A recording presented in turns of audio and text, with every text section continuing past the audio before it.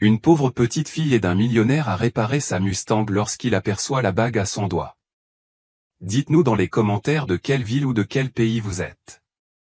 Voyons jusqu'où cette histoire peut aller. Le soleil de fin d'après-midi projetait de longues ombres sur la route de campagne tandis qu'Emily Collins rentrait de l'école. À seulement 9 ans, elle avançait avec l'assurance tranquille de quelqu'un qui avait déjà affronté plus d'épreuves que la plupart des enfants de son âge. Son sac à dos usé, rempli de livrets, curieusement, d'un petit jeu d'outils enveloppé dans un vieux chiffon ou un cadeau de son oncle Mathieu pesait lourdement sur ses frêles épaules. Emily fredonnait doucement, donnant des coups de pied dans les cailloux sur le bord de la route, quand une Mustang GT noire étincelante attira son attention. Elle n'était pas là ce matin. Sa silhouette élégante paraissait étrangement vulnérable, capot ouvert, tandis qu'un homme en costume hors de prix faisait les 100 pas à côté, son téléphone collé à l'oreille. « Je me fiche de la réunion que je rate », disait-il d'un ton chargé de frustration. « Je suis coincé sur la route départementale 16 avec une voiture qui ne démarre pas, et apparemment aucun mécanicien ne peut venir avant plusieurs heures. » Emily ralentit le pas, observant la scène avec curiosité. L'homme détonnait dans ce décor rural de l'État de Paris. Son costume taillé sur mesure devait coûter plus que ce que l'oncle Mathieu gagnait en un mois au garage. Ses cheveux noirs étaient soigneusement coiffés et, même de loin, Emily aperçut le reflet d'une montre de luxe à son poignet, alors qu'il gesticulait avec agacement. « Très bien, je vais me débrouiller seul », dit-il avant de raccrocher et de glisser son téléphone dans sa poche. Il se tourna vers le moteur, le fixant comme si la seule force de sa volonté pouvait en réparer la panne. Quelque chose dans sa détresse éveilla en Emily son instinct naturel d'aider. L'oncle Mathieu disait toujours que le savoir ne vaut rien si on ne le partage pas quand quelqu'un en a besoin. « Excusez-moi, monsieur », lança Emily en s'approchant prudemment de la voiture. « Vous avez des soucis avec votre voiture ?» Jacques Reynard se retourna, la surprise se lisant clairement sur son visage en découvrant cette petite silhouette s'adressant à lui. À 35 ans, il avait bâti un empire dans le monde impitoyable de l'immobilier Paris. Les gens redoutaient son sens des affaires. Ses concurrents tremblaient à l'évocation de son nom. Mais le voilà battu par une voiture, abordé par une enfant. « Ce n'est qu'un petit souci », répondit Jacques avec un sourire crispé. « Rien de grave. Tu ne devrais pas rentrer chez toi. » Emily haussa les épaules et s'approcha pour jeter un coup d'œil sous le capot. « Je m'y connais un peu en voiture. Mon oncle est mécanicien, il m'apprend des trucs. » Jacques ne put s'empêcher de rire. « C'est adorable, mais c'est un véhicule haute performance. Il faut un professionnel. »« Peut-être », admit Emily en posant son sac à dos. « Mais un professionnel, c'est juste quelqu'un qui sait ce qu'il faut chercher. » Sans attendre la permission, elle se pencha au-dessus du moteur, prenant soin de ne pas salir sa tenue d'école en la rapprochant trop des pièces graisseuses. Jacques l'observa d'abord avec amusement, puis avec stupéfaction, en voyant les yeux de la fillette se plisser avec concentration alors qu'elle analysait le moteur avec une étonnante expertise. « Depuis quand il a des problèmes ?» demanda-t-elle, désormais tout à fait professionnelle. « Depuis environ 20 minutes, le moteur a commencé à surchauffer, puis il s'est éteint, » répondit Jacques. Emily hocha pensivement la tête. « Vous avez senti une odeur sucrée, comme du sirop ?» Jacques cligna des yeux. « Oui, en fait. »« Comment vous ?»« C'est le système de refroidissement », l'interrompit Emily, pointant une petite flaque sous la voiture que Jacques n'avait même pas remarquée. « Vous voyez cette fuite ? Votre liquide de refroidissement s'échappe. C'est pour ça qu'il a surchauffé. » Jacques la fixa, puis regarda la flaque, puis à nouveau la petite fille. Sa confiance en elle était désarmante, ses connaissances incompréhensibles. « Quel âge as-tu » demanda-t-il. « 9 ans, répondit Emily, ouvrant déjà son sac à dos. « J'ai peut-être quelque chose qui peut t'aider temporairement. Mon oncle Mathieu m'oblige à toujours avoir un kit d'urgence. » Tandis qu'elle fouillait dans son sac, Jacques prit un moment pour vraiment la regarder. Elle était menue pour son âge, avec des yeux vifs qui semblaient porter une sagesse bien au-delà de ses années. Ses vêtements étaient propres mais usés, témoins de moyens modestes. Ses cheveux blond miel étaient attachés en une queue de cheval pratique, et une tache de saleté ornait sa joue sans qu'elle ne s'en rende compte. Voilà, dit-elle fièrement en sortant un petit rouleau de ce qui ressemblait à un ruban spécialisé et un sachet de produits d'étanchéité pour système de refroidissement. Ça peut colmater la fuite jusqu'à ce que vous trouviez un vrai garage. Ça ne tiendra pas indéfiniment, mais ça devrait vous permettre de rejoindre la ville. Jacques resta sans voix tandis qu'Émilie localisait la fuite dans le tuyau du radiateur et appliquait la réparation temporaire avec des gestes sûrs. Elle travaillait rapidement et méthodiquement, expliquant chaque étape comme si elle était l'adulte et lui l'enfant à instruire. Voilà, dit-elle enfin en s'essuyant les mains avec une petite serviette de son kit. Attendez environ 10 minutes avant de redémarrer le moteur. Il faudra ajouter un peu d'eau pour remplacer le liquide de refroidissement perdu. Jacques se retrouva à suivre ses instructions, remplissant le radiateur avec des bouteilles d'eau de son coffre pendant qu'Émilie surveillait l'opération d'un air si sérieux qu'il faillit en sourire, malgré la frustration que lui inspirait la situation. « Moi, c'est Jacques, au fait, dit-il en tendant la main, un peu maladroitement. Jacques Reynard. Emily Collins, répondit-elle en la lui serrant avec une fermeté surprenante. Enchanté, monsieur Reynard. Au moment où leurs mains se touchèrent, quelque chose attira l'attention de Jacques. Une lueur rouge profonde sur le doigt d'Émilie. Une vieille bague ornée d'un rubis, manifestement trop grande pour sa main fine, maintenue en place par un fil enroulé autour de l'anneau. Un instant, Jacques sentit le monde vaciller légèrement. Cette bague. Quelque chose en elle lui semblait étrangement familier, réveillant des souvenirs flous, inaccessibles. Elle est intéressante, cette bague, dit-il, la voix soudain rauque. Émilie baissa les yeux, son expression s'adoucissant. C'était celle de ma mère. Elle disait que c'était le symbole d'une promesse importante. Une ombre passa sur son visage. Elle est morte l'an dernier. Je suis désolé, répondit Jacques machinalement, mais son esprit s'emballait. Pourquoi cette bague l'attirait-elle comme un courant sous-marin? Pourquoi la regarder lui serrait-elle la poitrine avec ce mélange étrange de perte et de reconnaissance? Le moteur démarra sans accroc lorsqu'ils essayèrent, rompant le moment suspendu. Émilie rayonnait de satisfaction tandis que Jacques restait distrait, incapable de se défaire de la sensation que quelque chose de significatif venait de se produire. Quelque chose de bien plus profond qu'un simple incident sur le bord de la route. « Laissez-moi vous raccompagner chez vous, proposa-t-il, se surprenant lui-même. C'est la moindre des choses. Émilie hésita à peine avant d'acquiescer. Merci, monsieur Reynard. Ce serait gentil. Alors qu'ils s'éloignaient de la bande d'arrêt d'urgence, aucun des deux ne pouvait imaginer que cette rencontre fortuite allait déterrer des secrets enfouis depuis 15 ans, ébranler les fondations de leur vie et dévoiler des vérités que des puissants avaient tout fait pour enfouir. Pendant que Jacques conduisait Émilie chez elle, il ne cessait de jeter des coups d'œil à la bague de rubis à son doigt. Chaque fois que le soleil de l'après-midi en faisait briller les facettes, des éclairs de souvenirs effleuraient les bords de sa mémoire. Cette bague, dit finalement Jacques, rompant le silence. Elle est vraiment particulière. Où votre mère l'a-t-elle eue exactement? Émilie tourna distraitement la bague, geste devenu habituel au fil des mois à porter cet héritage trop grand. Maman ne l'a jamais dit clairement. Seulement qu'une personne spéciale la lui avait confiée, pour la garder en sécurité. Et qu'un jour, je comprendrai pourquoi elle était si importante. Jacques serra plus fort le volant, ses jointures blanchissant. Est-ce que je pourrais la regarder de plus près quand on s'arrêtera? Émilie hocha la tête, intriguée par son intérêt mais sans inquiétude. Il y avait dans la voix de monsieur Reynard quelque chose d'étrangement vulnérable. Étonnant chez un homme qui, visiblement, ne manquait de rien. Lorsqu'ils arrivèrent devant l'immeuble modeste où vivait Émilie, elle ôta la bague et la tendit à Jacques. Le fil qui enserrait l'anneau se relâcha légèrement. Le temps sembla se figer lorsque Jacques tint la bague dans sa paume. La pierre rouge profonde était sertie dans de l'or vieilli, finement orné de filigrane.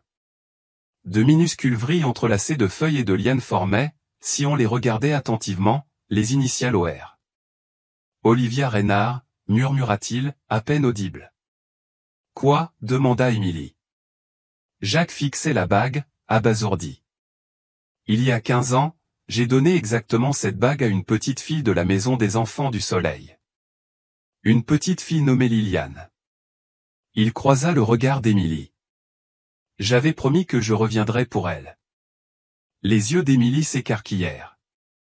Du soleil? C'est un nom que maman prononçait parfois. Dans son sommeil, elle faisait des cauchemars à ce sujet. Jacques rendit la bague avec précaution. Votre mère, Sarah Collins? Elle travaillait là-bas? Peut-être comme infirmière, confirma Émilie. Avant de m'adopter. Je n'avais que 2 ans, alors je ne me souviens de rien. L'esprit de Jacques tourbillonnait d'associations impossibles. Le timing. La bague. La coïncidence de leur rencontre. C'en était trop point, Émilie, je crois. Jacques s'interrompit, incertain de la façon dont il devait poursuivre. La vie de cet enfant était déjà bien assez compliquée sans qu'il vienne y ajouter ses théories farfelues. Je crois qu'il y a peut-être plus à raconter sur ta mère que tu ne le penses. Non, et peut-être aussi sur la mienne.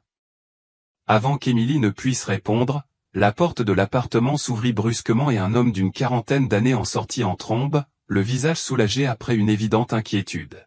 « Émilie, où étais-tu ? Tu as 1 heure de retard, j'allais appeler. » Il s'interrompit en apercevant la voiture luxueuse de Jacques et son costume. « Oncle Mathieu, voici Monsieur Reynard, » expliqua rapidement Émilie. Sa voiture est tombée en panne et je l'ai aidé à la réparer. Il m'a raccompagné. Mathieu Collins détailla à Jacques du regard, avec la méfiance de celui qui a appris, à ses dépens, à ne pas se fier aux apparences.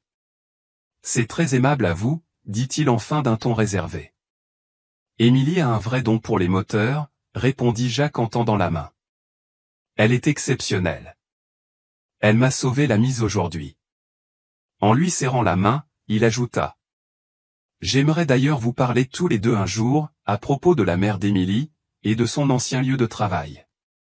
Le visage de Mathieu se durcit légèrement. Pourquoi un homme comme vous s'y intéresserait-il, Monsieur Reynard? Jacques sortit une carte de visite de la poche intérieure de sa veste. C'est une longue histoire, mais je pense que cela pourrait nous concerner tous. Tandis qu'Émilie et Mathieu regardaient Jacques s'éloigner en voiture, la bague ornée d'un rubis semblait soudain plus lourde aux doigts d'Émilie. Elle ne comprenait pas pourquoi, mais elle sentait au plus profond d'elle-même que sa vie venait de basculer. Les mains légèrement tremblantes, Jacques inséra sa carte dans l'ascenseur privé de sa tour Paris. Cette rencontre avec Émilie avait fait ressurgir des souvenirs qu'il avait passé des années à enfouir sous les acquisitions et les chiffres. Alors que l'ascenseur montait vers le 52e étage, Jacques ferma les yeux et laissa le passé l'envahir. Il avait de nouveau 7 ans, debout dans le couloir aseptisé du manoir des Reynard, écoutant son père adoptif, Richard, dire à sa mère, Olivia. Ce garçon a besoin de discipline, pas d'indulgence. Il nous remerciera le jour où il dirigera l'entreprise. Les portes de l'ascenseur s'ouvrirent sur son pantouse aux lignes épurées et au luxe savamment étudié. Jacques se dirigea vers le bar et se servit un verre, sans remarquer la présence de Victoire avant qu'elle ne s'éclaircisse la gorge. « Te voilà enfin, » dit sa fiancée, élégante dans sa robe de créateur. Les André ont appelé 2 fois à propos de la fusion, et la wedding planée attend à validation pour les fleurs. Jacques l'entendait à peine, absorbé par la vision de la bague en rubis. « Victoire, est-ce que je t'ai déjà parlé du foyer pour enfants du soleil ?» Un sourcil parfaitement dessiné se haussa légèrement. « Cette œuvre de charité dans laquelle ta mère s'était investie il y a des années ? Pourquoi cela aurait-il de l'importance aujourd'hui ?» Jacques ne répondit pas. Il marcha jusqu'à son bureau, où il gardait une petite boîte en bois dissimulée derrière ses trophées d'affaires. À l'intérieur se trouvait la seule photo qu'il possédait de Liliane, un cliché instantané fané d'une fillette aux yeux brillants, lui tenant la main dans la cour de l'orphelinat. Il était adolescent à l'époque, rendant visite en cachette malgré l'interdiction de son père. « Je t'avais promis que je reviendrais », murmura-t-il à la photo. De l'autre côté de la ville, Émilie était assise à la petite table de la cuisine tandis que son oncle Mathieu préparait un dîner simple. Pourquoi cet homme riche s'intéressait-il autant à l'ancien lieu de travail de maman, demanda Mathieu, essayant de paraître décontracté. Émilie tourna sa bague en rubis. Il reconnut la bague. Il a dit qu'il en avait donné une identique à une fille nommée Liliane du Soleil. Les mains de Mathieu se figèrent. Ta mère ne parlait jamais beaucoup de cet endroit. Elle disait juste qu'il avait fermé soudainement et c'est alors qu'elle t'a adopté. Émilie saisit son sac à dos et en sortit un vieux carnet. Après la mort de maman, j'ai trouvé son journal intime. Elle y parlait de papiers à la banque et de vérités qui devaient être révélées. Elle leva les yeux vers son oncle. Penses-tu que cela ait quelque chose à voir avec Monsieur Reynard? L'expression de Mathieu se fit plus sombre. Je ne sais pas, mais les gens riches comme ça ne s'intéressent généralement pas aux gens comme nous sans raison. Il semblait triste. Pendant ce temps, Jacques accédait au serveur du groupe Reynard Développement, cherchant toute mention de du Soleil Children's Home. Ce qu'il trouva fit glacer son sang. Des archives d'acquisition de propriétés montrant que son père avait acheté le terrain de l'orphelinat il y a 15 ans, juste quelques semaines après la dernière visite de Jacques à Liliane. Les documents officiels indiquaient que l'orphelinat avait fermé en raison de difficultés financières. Mais un mémo interne révélait que Richard Reynard avait utilisé des connexions politiques pour forcer la fermeture, invoquant des violations du code de construction qui semblaient étonnamment bien chronométrées. Ce qui était le plus perturbant, c'était une note manuscrite de son père.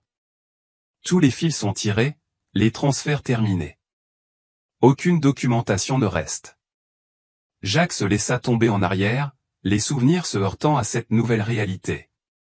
Que son père avait-il fait? Et pourquoi Emily Collins avait-elle la bague de Liliane?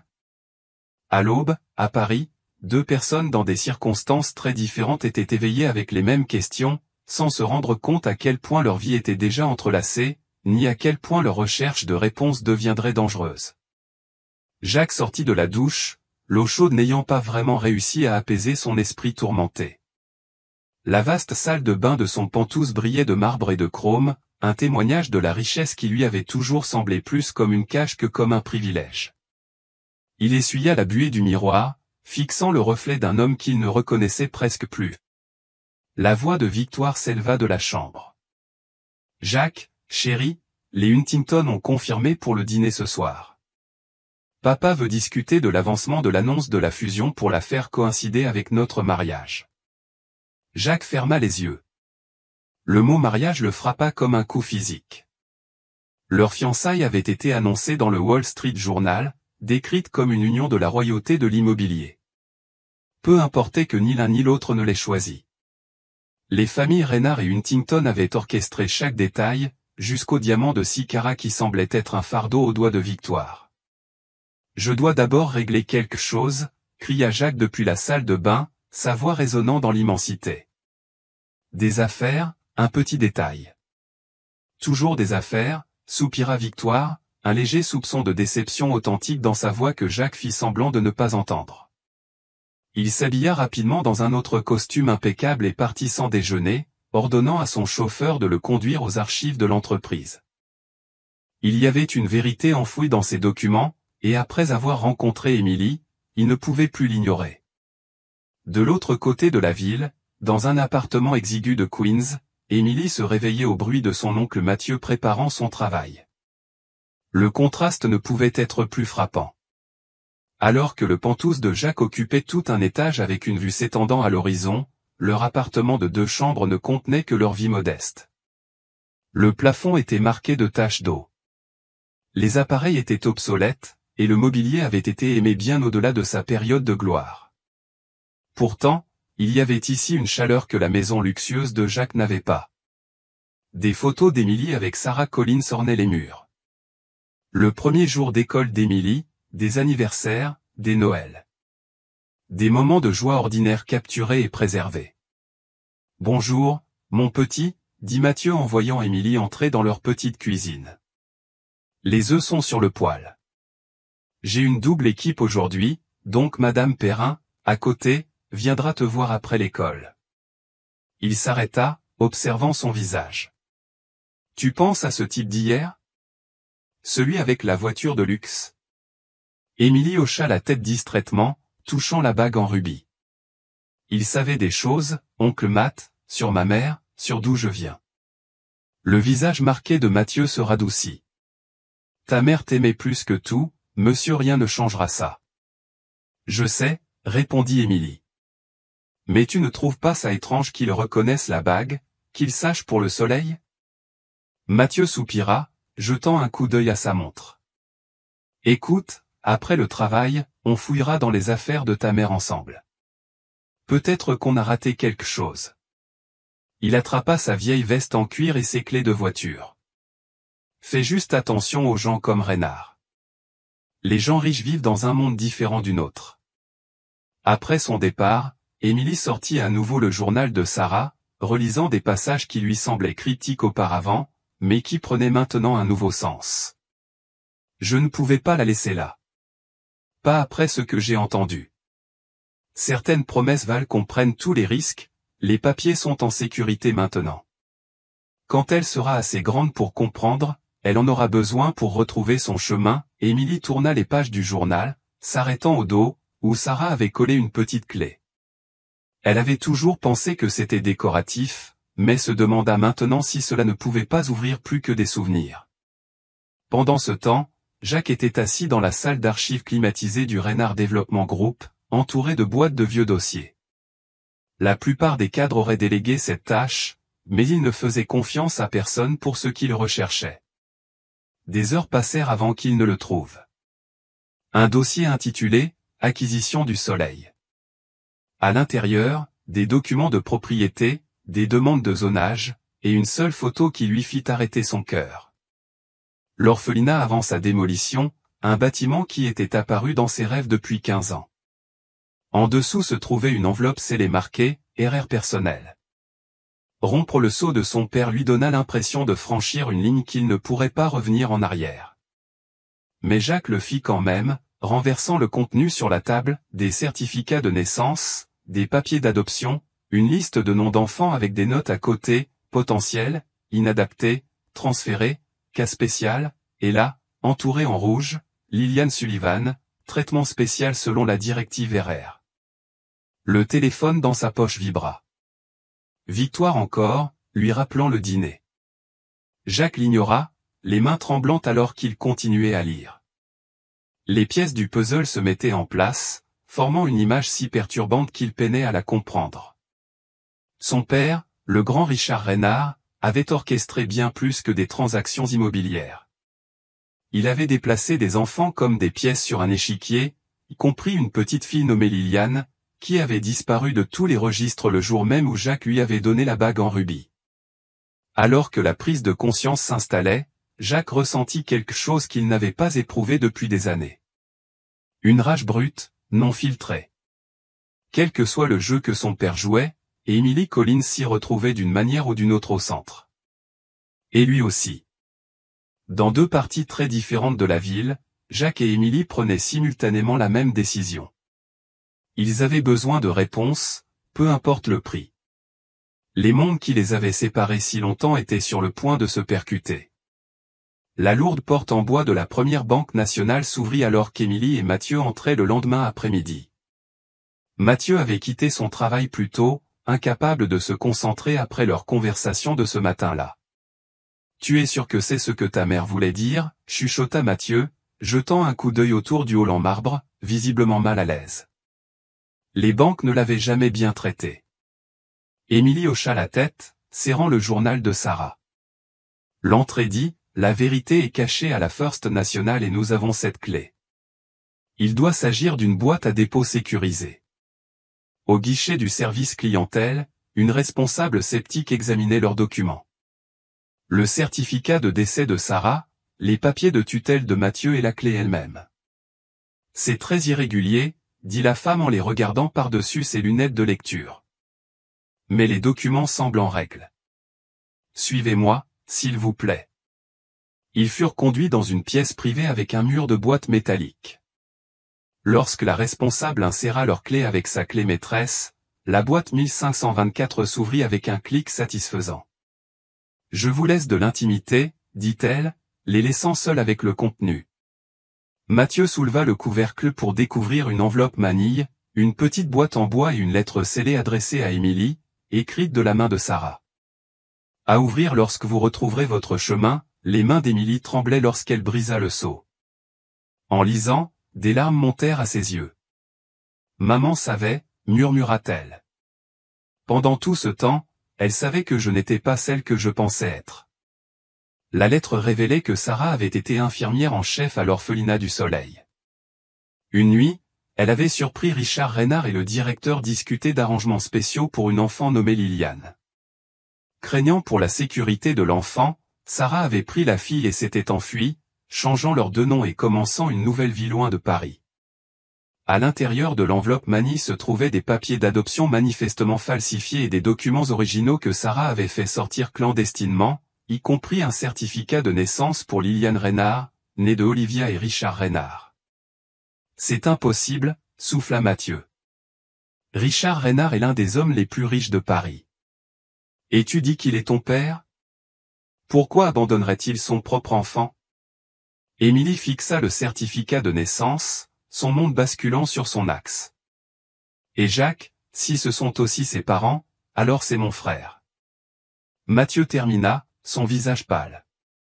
Ton frère, qui a réussi à te retrouver après toutes ces années? La boîte en bois contenait un dernier objet, un extrait de journal à propos d'Olivia Reynard, de son travail caritatif avec les orphelins, avec une note manuscrite sur la marge. Elle n'a jamais cessé de te chercher.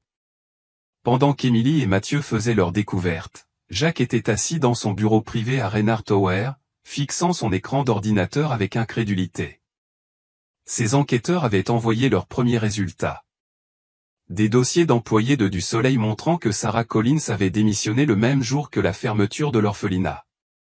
Sa lettre de démission mentionnait des préoccupations éthiques, mais une note dans son dossier la qualifiait d'incoopérative et de potentiellement risquée. Plus troublant encore était ce que ses enquêteurs n'avaient pas trouvé. Aucune trace de ce qu'il était advenu d'une enfant nommée Liliane après la fermeture de l'orphelinat. Comme si elle avait tout simplement disparu, son existence effacée de tous les systèmes. Jacques ouvrit le tiroir de son bureau et sortit une petite boîte en bois presque identique à celle qu'Émilie venait de découvrir. À l'intérieur se trouvait une photographie fanée de sa mère, Olivia, tenant un nourrisson. Il l'avait trouvée cachée dans sa commode il y a des années, mais n'en avait jamais compris la signification. Au dos, dans l'élégante écriture de sa mère, Liliane Emma Reynard, née à 4h17. Mon ange parfait. Le bip de l'interphone le fit sursauter. Monsieur Reynard, votre père est là pour vous voir. Jacques remit rapidement la photo à sa place cachée. Faites-le entrer. Richard Reynard entra dans le bureau avec l'assurance d'un homme qui possédait le bâtiment, ce qu'il faisait techniquement. À 65 ans, il restait imposant, ses cheveux argentés et son costume sur mesure projetant puissance et autorité. Jacques, dit-il, s'installant dans un fauteuil sans attendre d'invitation. Victoire me dit que tu es distrait. Quelque chose à propos des anciennes acquisitions de propriété. Le cœur de Jacques se serra. Comment Victoire le savait-elle? Il garda son visage soigneusement neutre. Je fais juste une revue de notre histoire. Le projet Place du Soleil me fait réfléchir à ce qui se trouvait là avant. Les yeux de Richard se plissèrent légèrement. L'histoire ancienne n'est pas une perte de temps. L'avenir du développement Reynard, c'est ce qui compte maintenant. Ton avenir avec Victoire pour sécuriser notre héritage.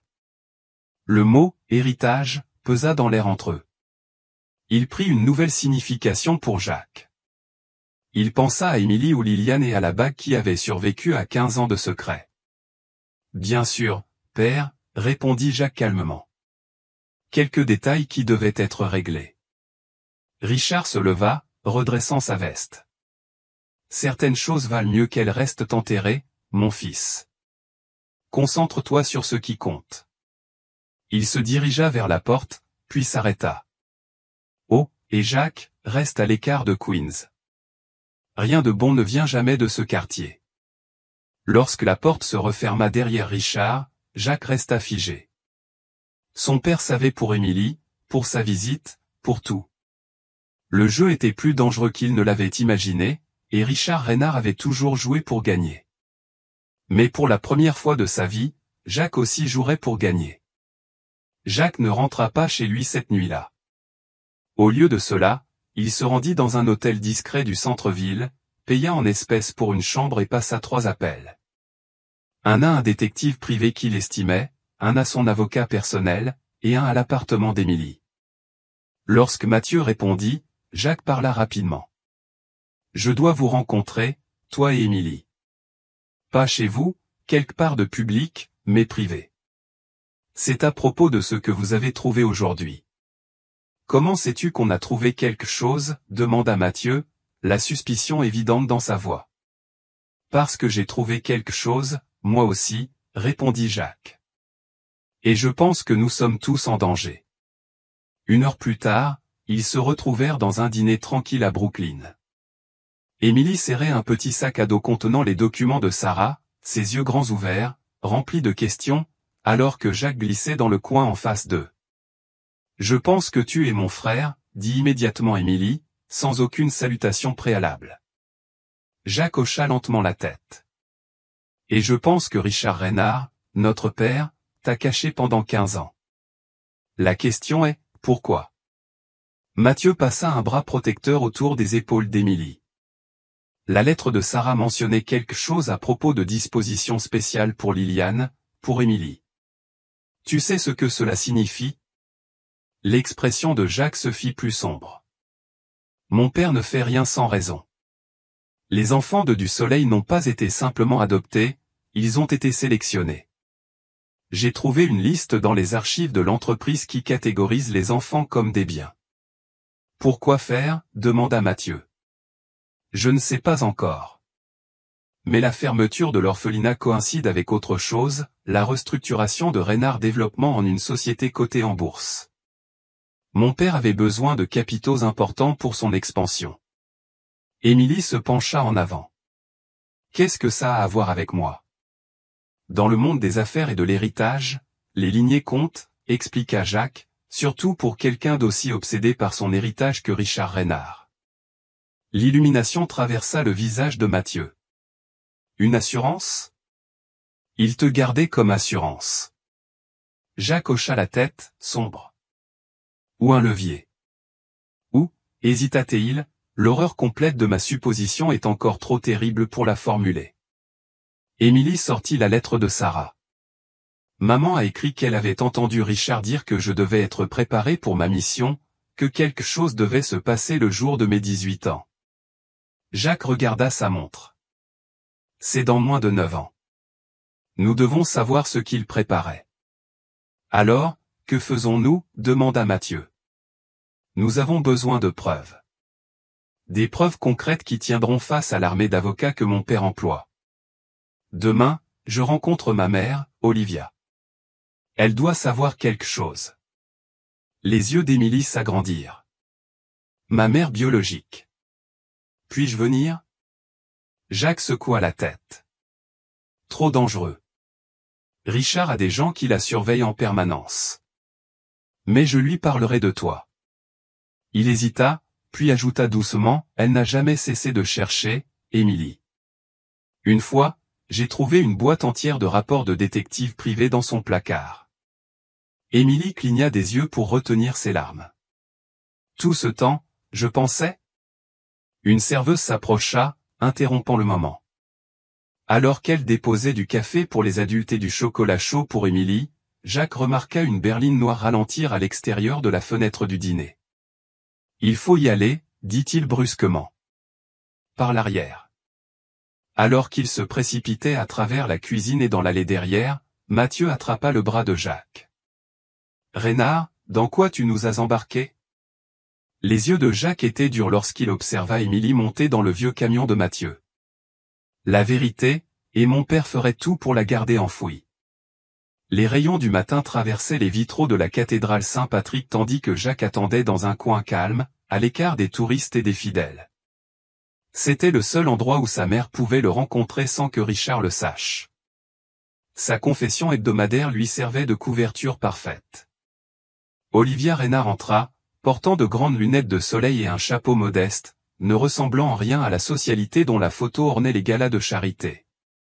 À 58 ans, elle restait élégante, mais Jacques remarqua le léger tremblement de ses mains lorsqu'elle s'assit à ses côtés. « Jacques, murmura-t-elle. Ton message disait que c'était urgent. »« Je l'ai trouvé, maman, » dit simplement Jacques. « J'ai trouvé Liliane. » Olivia se figea. Sa composure se fissura. « C'est impossible. Richard a dit qu'elle était morte. » Jacques termina sa phrase. Encore un autre des mensonges de père. Elle est en vie. Sarah Collins l'a prise et l'a protégée toutes ces années. Des larmes glissèrent sous les lunettes de soleil d'Olivia. Mon bébé. Où est-elle? Est-ce qu'elle va bien? Elle s'appelle maintenant Émilie. Elle a 9 ans. Brillante. Et elle a tes yeux, dit doucement Jacques. Et elle porte toujours la bague en rubis que je lui ai donnée. Ta bague? Olivia ôta ses gants, révélant une bague en rubis identique. Les bagues de ma grand-mère, une pour chaque jumelle. Jumelle.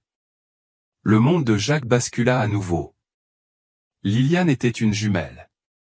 Olivia hocha lentement la tête. Tu ne le savais pas. Richard en a fait en sorte. Des filles identiques, nées à 7 minutes d'intervalle.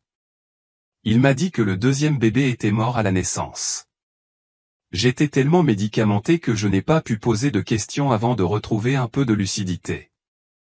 Il y avait des certificats de décès, un petit enterrement privé. Pourquoi séparer des jumeaux? Pourquoi enlever Liliane de ta vie mais la cacher à du soleil? La voix d'Olivia se fit encore plus basse. Un contrôle par assurance. Le grand-père de Richard avait une obsession bizarre pour les jumeaux. Il croyait qu'ils partageaient une connexion spéciale. Quand Richard a découvert que j'attendais des jumelles identiques, il a commencé à prendre des mesures. Quelle sorte de mesures? Jacques insista, cherchant un plan de secours. Richard avait construit l'entreprise en utilisant des méthodes qui pourraient un jour être remises en question. Il avait besoin d'une façon de protéger son héritage si jamais tu devenais problématique. Elle serra la main de Jacques. Liliane était son plan de secours. Un match génétique avec toi. Élevé séparément, mais sous son contrôle. Prête à te remplacer si nécessaire. Jacques ressentit un malaise physique à cette pensée, et l'autre jumelle? Emma, je ne sais pas ce qu'il est advenu d'elle. Richard a dit qu'elle était morte, mais après tout ce que tu m'as dit sur Liliane, un employé de l'église passa près d'eux, ce qui fit tressaillir Olivia. Je ne peux pas rester plus longtemps. Richard surveille mes déplacements, mais Jacques, sa prise se resserra. Fais attention. Il y a plus de choses que même moi je ne sais pas. Richard garde un coffre privé dans son bureau. Tout ce que tu cherches, il est là. Alors qu'elle se levait pour partir, Jacques demanda, est-ce que tu la rencontreras, Émilie? La composure d'Olivia céda enfin, un sanglot échappant de sa gorge.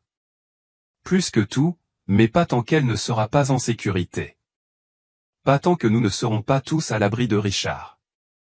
Plus tard cet après-midi-là, Richard Reynard convoqua son fils à l'étage exécutif de la Reynard Tower. Lorsque Jacques entra dans le bureau somptueux, Richard regardait une vidéo de surveillance sur son ordinateur.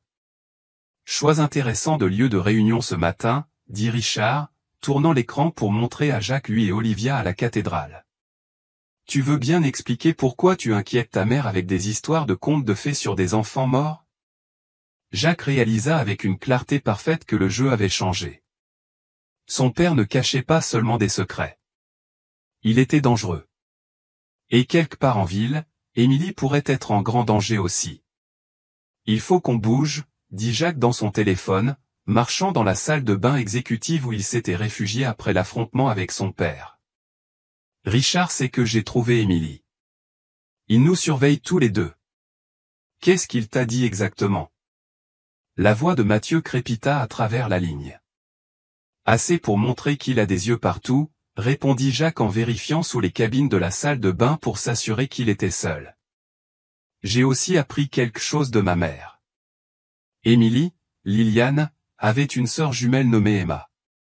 Richard a dit à Olivia que le bébé était mort à la naissance, mais après tout ce qu'il a menti, je suis sûr qu'il a caché quelque chose. Il y eut une longue pause avant que Mathieu ne parle. Tu es en train de me dire qu'il pourrait y avoir une autre fille là-bas, un autre enfant qu'il a caché? Je ne sais pas, mais j'ai besoin d'accéder au coffre privé de mon père. Ce soir. Émilie peut-elle rester dans un endroit sûr? Ma cousine dans le New Jersey, je vais l'Y emmener maintenant.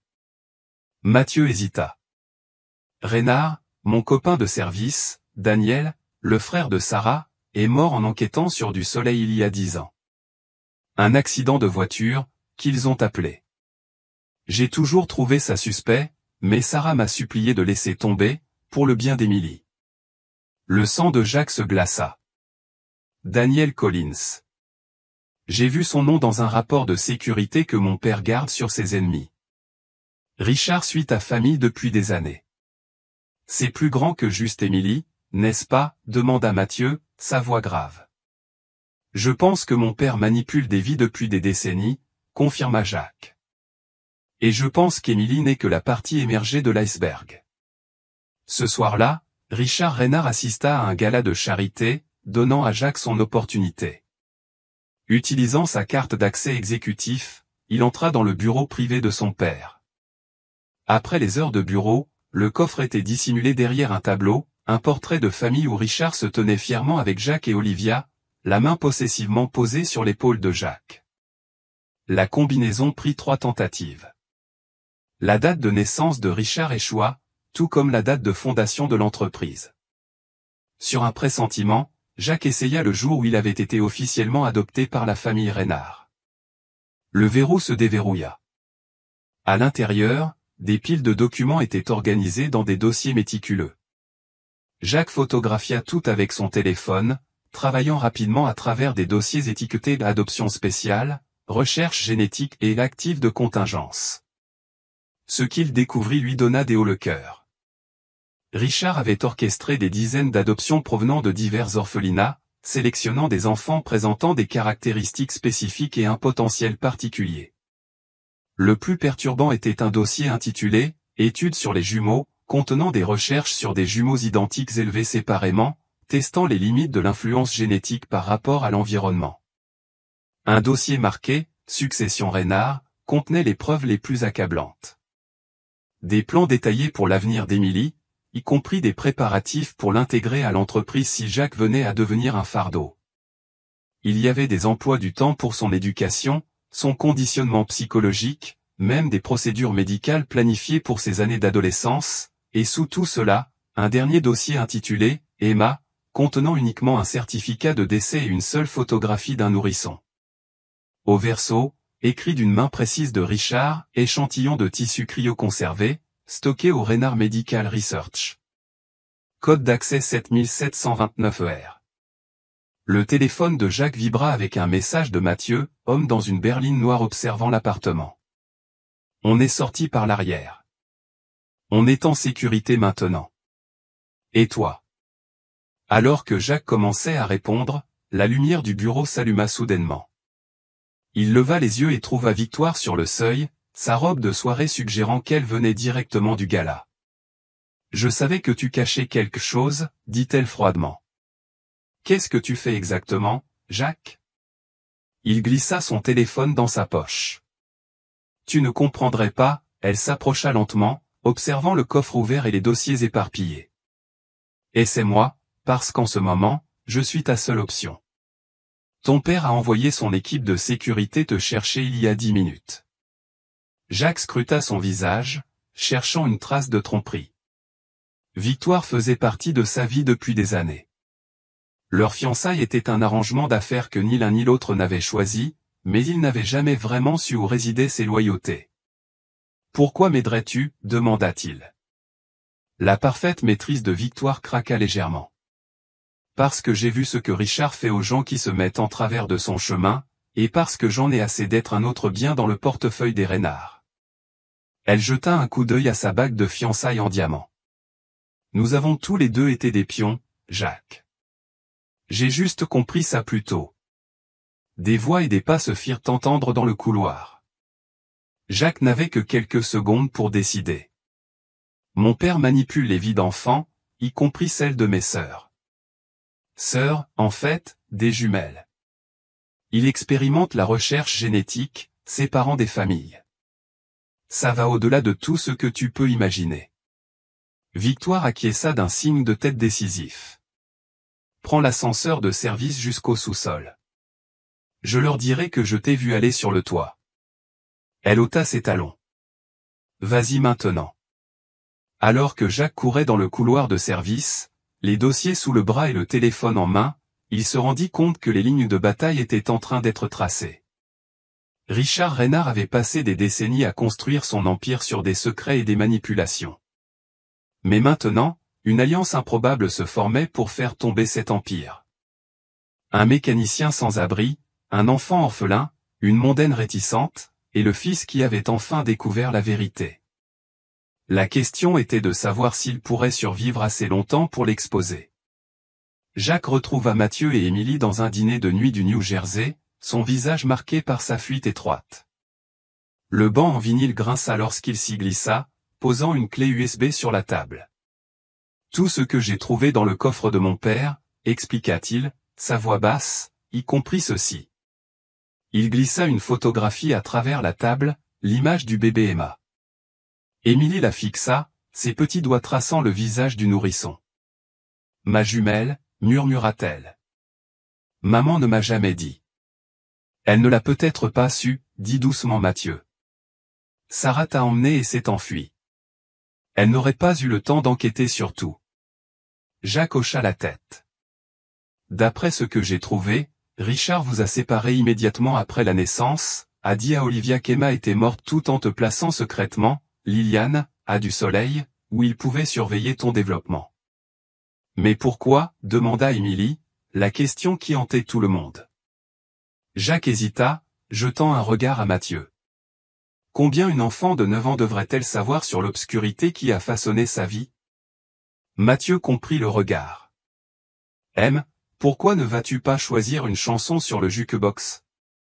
Une fois qu'Émilie fut hors de portée, Jacques parla rapidement.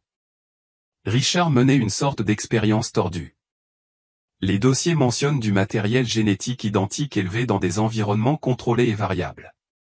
Il y a des évaluations psychologiques, des tests d'intelligence, même des procédures médicales programmées pour ces années d'adolescence. Quel genre de malade? Mathieu s'arrêta. Et Emma, l'autre jumelle? La voix de Jacques se fit encore plus basse. Le certificat de décès semble légitime, mais il y a une référence à des échantillons de tissus préservés. Je pense que Richard a peut-être prélevé du matériel génétique de la jumelle décédée pour une sorte de recherche. Il y a des liens avec une clinique médicale appartenant aux filiales de Reynard. Nous devons aller à la police, insista Mathieu. Avec quel document, que j'ai volé? Contre l'un des hommes les plus puissants de Paris?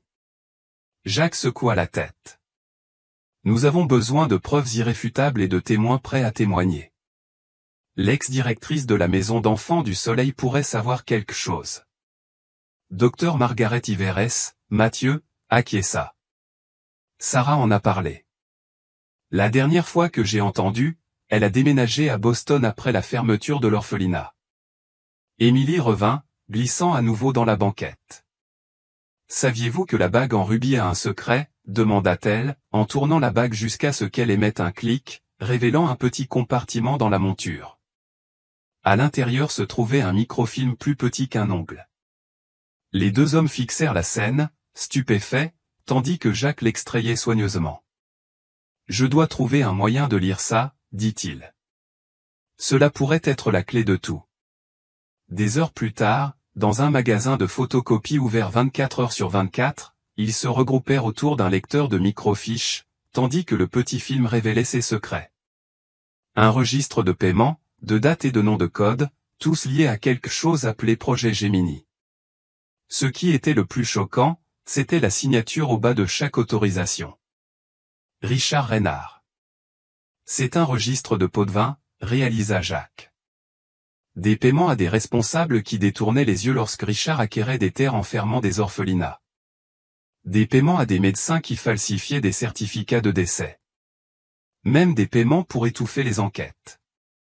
Mathieu désigna une entrée. Des Collins neutralisés 50 000 €. Mon Dieu, souffla-t-il. Il a payé pour faire tuer le frère de Sarah. Émilie, qui était restée silencieuse jusque-là, parla soudainement. Il y a un nom qui revient sans cesse. Qui est Victoire? Huntington. Le sang de Jacques se glaça. Ma fiancée. Et selon ça, elle a rapporté mes activités à mon père pendant des années. Au lever du jour, 3 personnes liées par des secrets et des mensonges formèrent un nouveau plan. Un plan qui les libérerait tous ou détruirait tout dans le processus. La cérémonie d'inauguration du Place du Soleil a été largement relayée dans toutes les sections économiques de Paris. Des publicités en pleine page annonçaient que le groupe Reynard Développement revitalisait une propriété historique, que la soirée de gala de charité aurait lieu, et que la cérémonie commencerait samedi à 19 h. Jacques fixa l'annonce en déjeunant dans leur nouveau refuge. Une petite cabane sur la propriété du cousin de Mathieu dans les Catskills. Depuis 3 jours, ils avaient élaboré des stratégies, collecté des preuves et pris contact avec d'éventuels alliés. C'est parfait, dit Jacques en encerclant la date. Tous les principaux médias seront là. Mon père a invité les responsables municipaux, les chefs d'entreprise, voire le gouverneur. Émilie leva les yeux de son carnet où elle organisait leur découverte. Tu veux l'exposer publiquement lors de son propre événement, demanda Mathieu en fronçant les sourcils. C'est risqué. La sécurité sera renforcée. C'est pourquoi nous avons besoin d'aide, répondit Jacques en étalant un plan de la salle dessiné à la main. J'ai contacté Dr Yves. Elle est prête à témoigner sur ce qui s'est passé au du Soleil, les enfants choisis pour un placement spécial, les dossiers disparus. On peut lui faire confiance, demanda Mathieu. Elle dirigeait cet endroit. Elle était une autre pion, répondit Jacques. Richard a menacé de lui retirer sa licence médicale si elle ne coopérait pas. Elle vit avec la culpabilité depuis 15 ans. Émilie pointa du doigt les preuves en microfilm. Et Victoire? Elle t'espionne depuis tout ce temps. L'expression de Jacques se fit plus tendue. En fait, je ne suis plus si sûr. Il sortit son téléphone et leur montra un message. J'ai trouvé quelque chose dans l'email privé de Richard. Te rencontrer n'était pas un hasard. Il a provoqué la panne de ta voiture près de l'école d'Émilie. Il la surveille depuis des années. Sois prudente. V. Tu penses qu'elle change de camp? Demanda Mathieu, sceptique. Je pense qu'elle est aussi une victime de la manipulation de mon père, tout comme nous, répondit Jacques. Et elle a l'accès dont nous avons besoin. Le plan qu'ils avaient formulé était audacieux.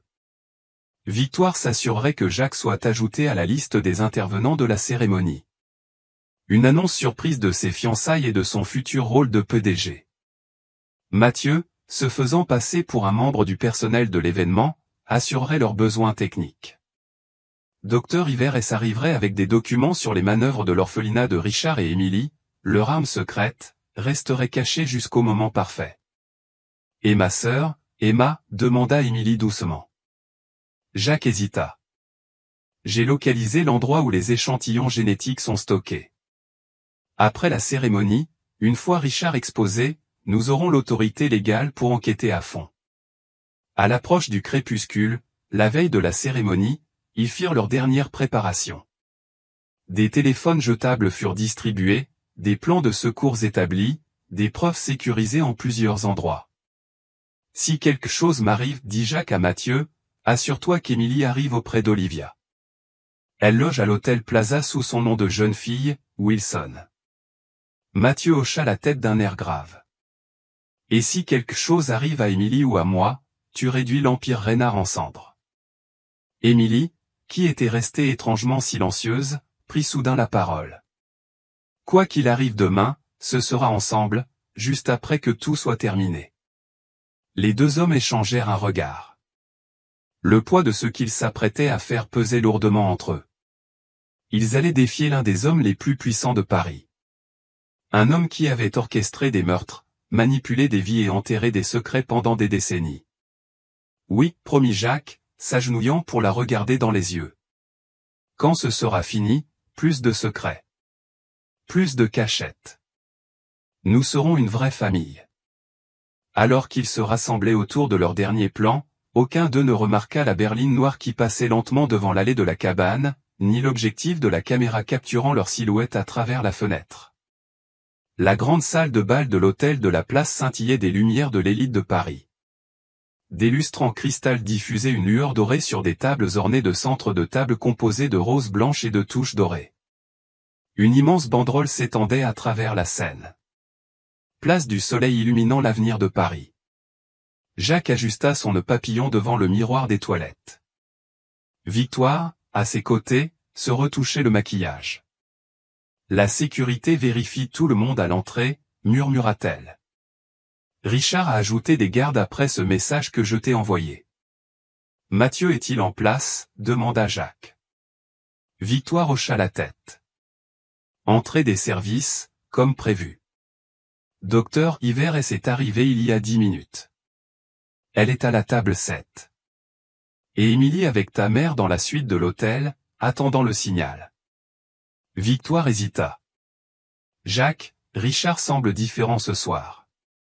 Plus agité que je ne l'ai jamais vu. Le téléphone de Jacques vibra avec un message de Mathieu. Il y a un problème. La sécurité demande des vérifications d'identité secondaire.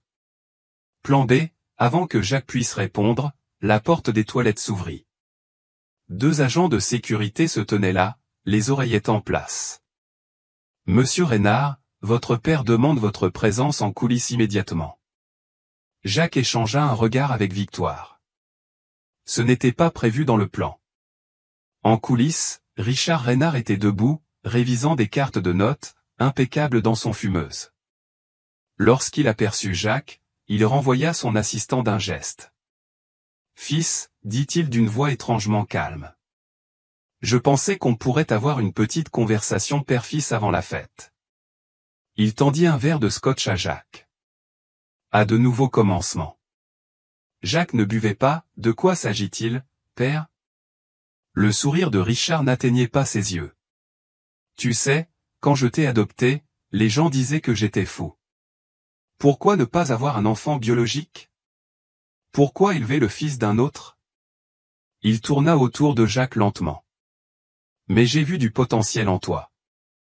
Avec le bon façonnement, la bonne pression, tu pourrais devenir exactement ce dont j'avais besoin. Un successeur, dit Jacques d'un ton plat. Une extension, corrigea Richard, de ma vision, de mon héritage. Il posa son propre verre, intact. Alors, imagine ma déception quand mon fils commence à se faufiler, à rencontrer des orphelins et des infirmières disgraciées, à exhumer de vieux dossiers. Je sais tout, dit Jacques, sa voix stable malgré son cœur battant la chamade. À propos de Liliane et Emma, de ce que tu as fait. Richard haussait les épaules. Ce que j'ai fait, c'est protéger mes intérêts. Les affaires exigent des plans de secours. Elles étaient des enfants, tes propres filles. Elles étaient des atouts, répondit froidement Richard. Comme toi. Comme cette charmante petite mécanicienne avec qui tu te caches. Jacques sentit de la glace dans ses veines. Si tu as touché à Émilie. Émilie? Richard rit. Ah, tu veux dire Liliane? Non, elle est en sécurité pour l'instant. Il jeta un coup d'œil à sa montre. La cérémonie commence dans 5 minutes. Tu as un choix, Jacques. Sois à mes côtés comme prévu. Annonce ton engagement à Victoire. Accepte ton rôle d'héritier de Reynard Développement ou regarde tout ce que tu as construit s'effondrer. C'est toi qui vas tomber, répondit Jacques en se dirigeant vers la porte. Les mots suivants de Richard le stoppèrent net. Ta mère t'a-t-elle déjà dit pourquoi j'ai choisi de t'adopter, toi spécifiquement, parmi tous les orphelins disponibles? Jacques se tourna lentement. De quoi parles-tu? Le sourire de Richard était glacé. Suis ton petit plan d'exposition ce soir, et tu découvriras exactement à quel point les secrets de la famille Reynard sont profonds. Même ceux que vous ne savez pas que vous gardez. La voix du MC résonna à travers les haut-parleurs. Mesdames et messieurs, veuillez accueillir le visionnaire derrière Place du Soleil, Monsieur Richard Reynard. Les applaudissements remplirent la salle de bal lorsque Richard Reynard monta sur scène, sa présence imposante attirant tous les regards. Jacques se glissa discrètement dans la foule, cherchant frénétiquement Victoire. Il la trouva près de l'entrée des services, son visage tendu. Richard chuchota Jacques. Il a menacé Émilie.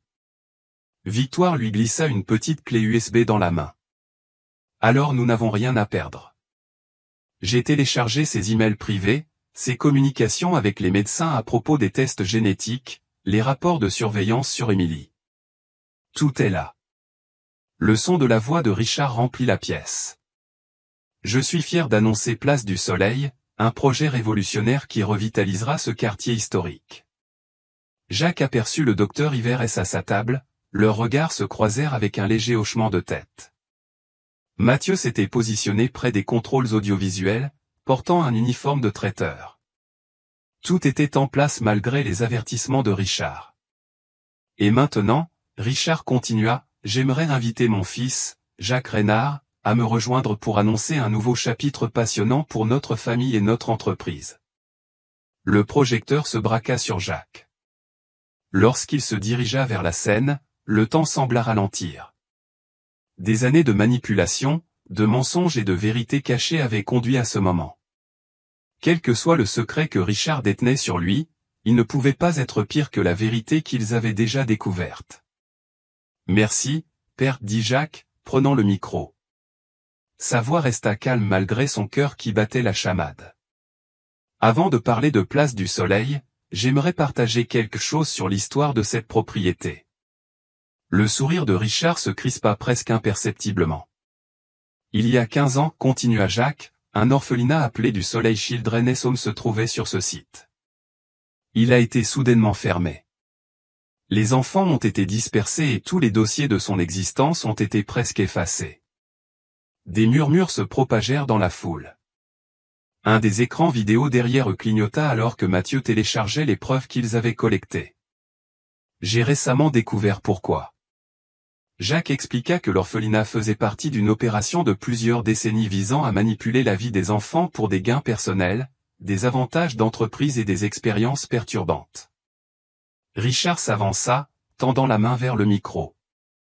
Mon fils est clairement malade. J'ai des preuves, interrompit Jacques, désignant les écrans qui affichaient maintenant des documents provenant du coffre-fort de Richard. Ces fichiers montrent comment Richard Reynard a séparé des jumelles à la naissance, déclarant l'une morte tout en surveillant secrètement l'autre. Des soupirs d'étonnement résonnèrent dans la salle. Les journalistes commencèrent à prendre des notes frénétiquement.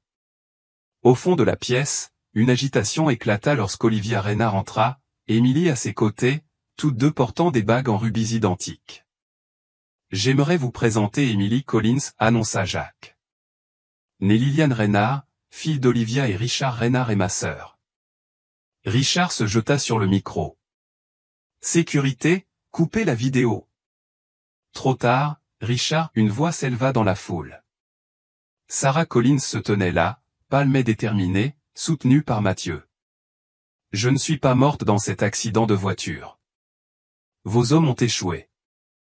La salle éclata en chaos. Les caméras crépitaient alors qu'Émilie courait vers Jacques, tandis que les gardes de sécurité regardaient Richard, indécis sur les ordres à suivre.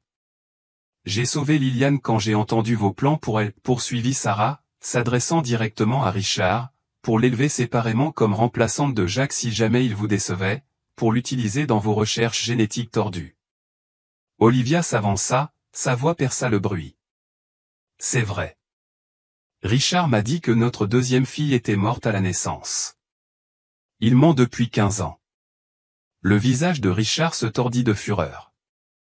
Vous ne savez rien. Tout ce que j'ai fait, c'était pour cette famille, pour notre héritage. Il se tourna vers Jacques. Tu crois avoir gagné? Tu as détruit tout, y compris toi-même. Tu t'es déjà demandé pourquoi je t'ai choisi pour l'adopter? Regarde-toi, Jacques. Regarde ta mère. La ressemblance n'est pas une coïncidence. Alors que la vérité se lisait sur le visage de Jacques, le rire de Richard résonna de manière vide. C'est ça. Olivia n'était pas seulement ma femme. Si elle était ta tante biologique, ta vraie mère était sa sœur, ce qui fait de toi un Reynard par le sang depuis le début. Un autre élément de mon grand dessein. La salle de bal tomba dans un silence total après la révélation de Richard.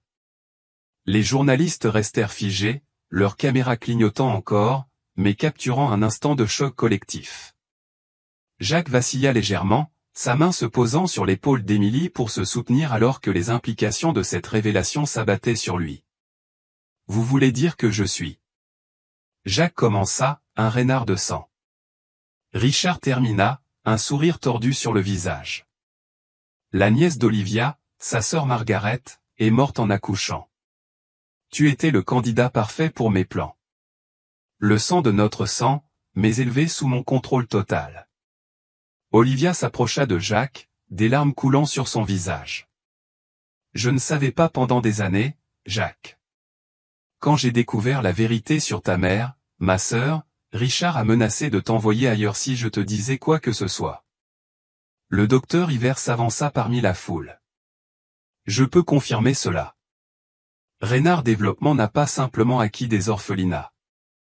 Ils ont créé des situations pour faire des orphelins quand cela était nécessaire.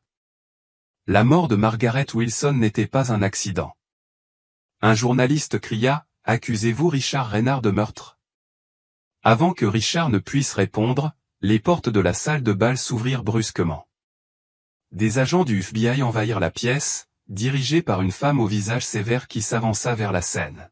« Richard Reynard, annonça-t-elle, vous êtes en état d'arrestation pour fraude, falsification de documents, corruption de fonctionnaires publics et complot. » Le visage de Richard perdit toute couleur alors que deux agents se plaçaient de chaque côté de lui. « Vous n'avez rien, bégaya-t-il. Aucune preuve qui tiendra en cours. » Victoire s'avança, sa robe de créateur en décalage avec son expression déterminée. « Ils ont tout, Richard. Pendant que vous vous concentriez sur Jacques, j'ai coopéré avec le FBI pendant des mois. Les comptes offshore de Reynard Développement, les pots de vin versés aux fonctionnaires, les certificats de décès falsifiés, y compris celui d'Emma Reynard. » Émilie laissa échapper un cri. « Ma sœur jumelle ?» L'expression de Victoire se radoucit alors qu'elle regardait l'enfant. Emma n'est pas morte à la naissance. Elle a été adoptée par la famille Huntington. Ma famille. Je ne l'ai su qu'il y a un an, lorsque mon père m'a révélé la vérité sur son lit de mort. La révélation se propagea dans la foule stupéfaite. Les photographes capturèrent le visage de Richard alors que la réalisation se faisait. Votre? Commença-t-il. Emma Reynard, confirma Victoire. Votre fille, celle que vous pensiez pouvoir contrôler à travers mes fiançailles avec Jacques. Un autre pion dans votre jeu tordu. Alors que les agents emmenaient Richard, les journalistes se précipitèrent, hurlant des questions. La salle de bal sombra dans le chaos. Les équipes de caméras se bousculaient pour capturer chaque instant de l'effondrement spectaculaire de l'Empire Reynard. À l'extérieur, des vents de presse stationnaient dans la rue. Le matin venu, les gros titres envahiraient le pays. L'empire immobilier Reynard construit sur la fraude et les secrets familiaux. Les marchés ouvriraient sur une chute libre des actions de Reynard Développement Group. Les partenaires prendraient leur distance. Les contrats seraient annulés et des décennies de relations d'affaires se dissoudraient du jour au lendemain. Les jours passèrent dans un tourbillon d'interviews de police, de dépositions légales et de frénésie médiatique. Jacques, Olivia, Émilie et Victoire se retirèrent dans une propriété isolée à la campagne, protégée de la presse par des gardes de sécurité que Mathieu avait personnellement vérifiés. Une semaine après le gala, ils se réunirent dans le salon alors que les nouvelles d'enquête supplémentaires éclataient. Le conseil d'administration de Reynard Développement avait voté à l'unanimité pour retirer le nom de Richard de l'entreprise. Les projets furent arrêtés, y compris Place du Soleil. le FBI avait élargi son enquête pour inclure Renard Medical Research, où des preuves inquiétantes d'expérimentation génétique avaient été découvertes. Que va-t-il se passer maintenant? Demanda Emily, blottie contre Olivia sur le canapé. La semaine écoulée avait tissé des liens timides entre la mère et la fille, renforcés par un traumatisme partagé et une guérison commune. Jacques regardait par la fenêtre le paysage paisible de la campagne, si différent de la silhouette de Manhattan qui avait défini sa vie. L'entreprise sera restructurée sous supervision judiciaire. La plupart des actifs seront probablement liquidés pour payer les restitutions. Et Richard, demanda Mathieu depuis sa position près de la porte, toujours instinctivement sur ses gardes pour protéger tout le monde, se voit-il refuser la liberté sous caution? Oui, répondit Jacques. Trop de personnes influentes prennent leur distance, offrant des preuves en échange de l'immunité. Ses propres membres du conseil témoignent contre lui. Sarah, qui les observait en silence depuis un fauteuil, prit la parole. Et toi, Jacques? Que vas-tu faire maintenant que tout le monde connaît la vérité sur ta naissance? C'était la question que Jacques se posait depuis cette nuit-là. Son identité, son passé, son avenir, tout avait été construit sur les mensonges de Richard. Je ne sais pas encore, admit-il. Mais pour la première fois de ma vie, c'est moi qui décide. Nous décidons tous. Alors que la nuit tombait, la famille improbable se retrouva ensemble, non pas liés par les manipulations de Richard, mais par leur volonté commune de reprendre leur vie hors de son ombre. L'empire qu'il avait construit au fil des décennies grâce au contrôle et à la tromperie s'était effondré en une seule nuit. Mais des décombres de cet empire, quelque chose de plus précieux commençait à émerger. La vérité, la liberté, et la chance d'une véritable connexion. Les bagues en rubis que portaient Émilie et Victoire, symboles des plans tordus de Richard, représentaient désormais quelque chose de différent. Une famille retrouvant son chemin les uns vers les autres contre toute attente. Les mois passaient comme le changement des saisons. L'emmai transformateur. Le scandale des Renards avait disparu des gros titres, mais continuait de faire des vagues dans les cercles commerciaux et juridiques. Richard restait en détention, attendant son procès. Son empire était démantelé pièce par pièce sous supervision judiciaire. Un matin d'automne frais, Jacques se tenait devant la propriété clôturée où se trouvait autrefois l'orphelinat du Soleil Children's Home. Les équipements de construction étaient immobiles. Le projet Place du Soleil avait été définitivement arrêté. Un panneau à vendre flottait doucement dans la brise. Le logo Renard Développement était conspicuement absent. « Penny, à quoi penses-tu » demanda Mathieu, rejoignant Jacques près de la clôture. Jacques sourit. Je pensais à la notion de but. Comment tout ici a été construit sur le contrôle et la manipulation. Je veux créer quelque chose de différent. Tu en as maintenant l'opportunité, répondit Mathieu. L'accord t'a donné des ressources, même après les paiements de restitution. Les conséquences juridiques avaient été complexes. Bien que Jacques ne portât aucune responsabilité pour les crimes de Richard, il avait volontairement renoncé à la majeure partie de son héritage Renard pour créer un fonds de compensation des victimes. Cependant, le tribunal lui avait accordé le contrôle de plusieurs actifs non entachés, suffisamment pour repartir de zéro sans l'ombre de la fortune de son père. J'ai parlé avec le conseil municipal, dit Jacques. Ils sont ouverts à la possibilité de reclasser cette propriété pour un usage communautaire, au lieu de commerce de luxe, à condition d'avoir la bonne proposition. Mathieu hocha la tête, une compréhension éclairant son visage. Un centre communautaire? Peut-être avec un programme de formation pour les jeunes sortant de l'aide sociale. Exactement. Des compétences techniques, du mentorat, des services de soutien. Jacques se tourna vers son ami. J'aurais besoin de quelqu'un qui s'y connaît en moteur pour diriger le programme automobile. Mathieu éclata de rire. Tu me proposes un emploi, Renard? Collins corrigea Jacques. J'ai légalement changé de nom la semaine dernière. Sarah m'a donné un toit quand elle n'y était pas obligée. Il me semblait juste de lui rendre hommage. Ils retournèrent à la voiture de Jacques, qui n'était plus une berline de luxe, mais un véhicule familial pratique. Le trajet vers leur nouvelle maison les emmena hors de la ville, dans une ferme modeste de 3 acres, assez grande pour leur famille peu conventionnelle, mais loin de l'opulence du Penthouse de Jacques. À l'intérieur, Émilie, maintenant répondant confortablement à la fois à Émilie et Liliane, selon la personne qui l'adressait, était assise à la table de cuisine de la maison YAYOU avec Olivia et Sarah, en train de travailler sur un projet scientifique. Les deux mères avaient formé un lien inattendu, leur amour commun pour Émilie ayant traversé les différences de milieu et d'expérience. Victoire arriva plus tard pour le dîner, sa transformation aussi spectaculaire que celle de Jacques.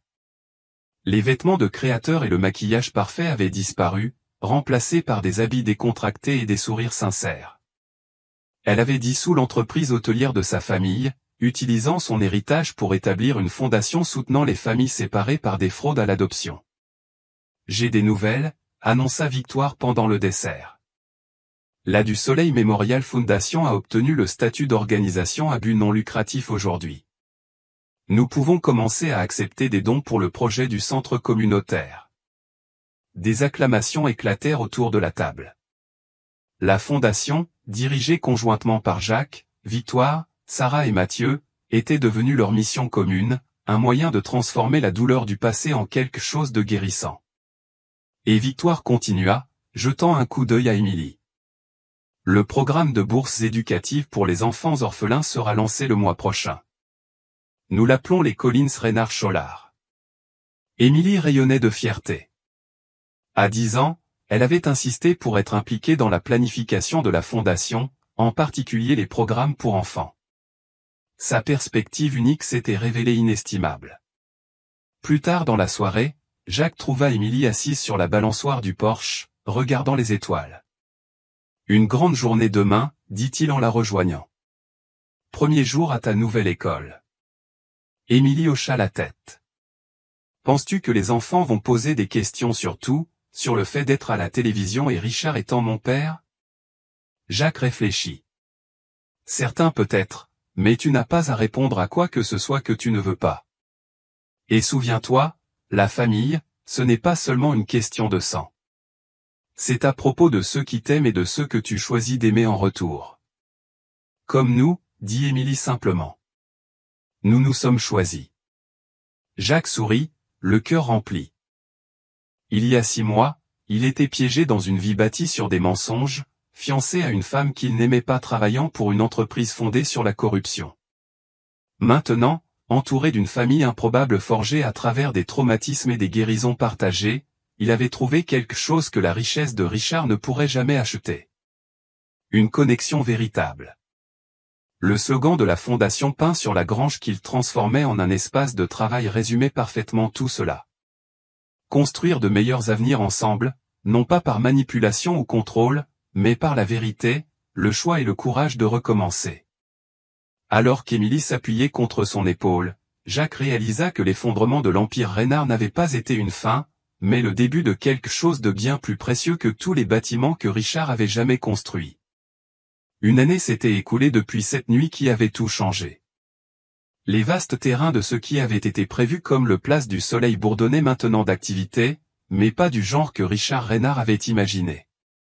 Là où des condominiums de luxe et des espaces commerciaux haut de gamme auraient dû se dresser, un centre communautaire florissait. Aujourd'hui marquait l'inauguration officielle du Soleil Memorial Center, et une foule modeste s'était réunie pour la cérémonie de coupe du ruban.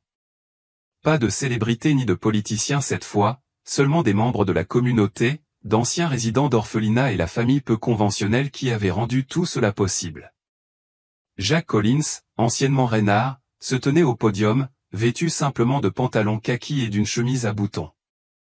L'année passée l'avait adouci, effaçant les bords tranchants du cadre exécutif qu'il avait autrefois été. Il y a un an, commença-t-il, sa voix se portant à travers la foule attentive. Nombre d'entre nous étions des étrangers, reliés seulement par des secrets et de la douleur provoquée par l'obsession d'un homme pour le contrôle. Aujourd'hui, nous nous réunissons non pas pour ressasser ce passé, mais pour célébrer ce que nous avons construit à partir de ses cendres. Il désigna les bâtiments derrière lui, un établissement éducatif moderne, des ateliers de formation technique, des services de conseil, des bureaux et des services de soutien aux familles. Au centre du campus se dressait un petit jardin commémoratif dédié à ceux dont la vie avait été perturbée par l'Empire Reynard. Le du Soleil Memorial Center représente un nouveau type de héritage, continua Jacques. Ce n'est pas une famille construite sur la manipulation et la tromperie, mais sur la transparence, la guérison et la connexion authentique. Chaque personne qui franchira ces portes trouvera du soutien sans contrepartie, des opportunités sans exploitation. Émilie, désormais âgée de 11 ans, répondant confortablement au nom d'Émilie et Liliane, était assise au premier rang entre Olivia et Sarah, rayonnante de fierté. À côté d'elle se trouvait Victoire, qui n'était plus la mondaine raffinée, mais une militante concentrée dont le témoignage avait été crucial dans les affaires en cours contre Richard Reynard et ses associés. Mathieu se tenait sur le côté, les bras croisés, les observant, tout en portant ce réflexe protecteur devenu sa nature. En tant que directeur du programme de formation technique, il avait déjà commencé à travailler avec un groupe d'adolescents arrivant à l'âge adulte, sortant des foyers d'accueil, leur enseignant des compétences automobiles et bien plus. La dignité, l'autonomie et la confiance. Je tiens à remercier ceux qui ont rendu ce jour possible, dit Jacques, son regard passant d'un visage à l'autre. Mathieu Collins, dont le courage et la loyauté n'ont jamais faibli. Sarah Collins, qui a tout risqué pour protéger un enfant qui n'était pas le sien par naissance, mais qui est devenu le sien par l'amour. Olivia, qui a enduré des décennies de silence, mais qui a trouvé sa voix quand cela comptait le plus. Victoire, qui a choisi la vérité plutôt que le privilège. Sa voix se fit plus douce en regardant Émilie, et surtout cette jeune demoiselle, qui nous a rappelé ce qui compte quand le monde semblait à l'envers. Émilie se leva et rejoignit Jacques au podium, sa confiance étant remarquable pour une si jeune fille. Ensemble, ils coupèrent le ruban, ouvrant officiellement le centre. Alors que les applaudissements résonnaient dans la foule, la célébration continua tout au long de l'après-midi. Les membres de la communauté visitèrent les installations. Les enfants jouaient dans le jardin et les bénévoles servaient un déjeuner simple. Il n'y avait pas de lustre en cristal ni de flûte de champagne. Juste des gens se réunissant avec une joie authentique. Alors que la journée touchait à sa fin, Jacques trouva Émilie assise sur un banc dans le jardin commémoratif, tournant son anneau en rubis pensivement. « À quoi penses-tu » demanda-t-il en s'asseyant à côté d'elle. Émilie leva les yeux. « Je pense à cet anneau. Il a tout déclenché. Toi, tu l'as reconnu ce jour-là sur la route, mais il représente aussi toutes les mauvaises choses que Richard a faites. » Jacques acquiesça, comprenant ses sentiments partagés. Les objets portent la signification qu'on leur attribue.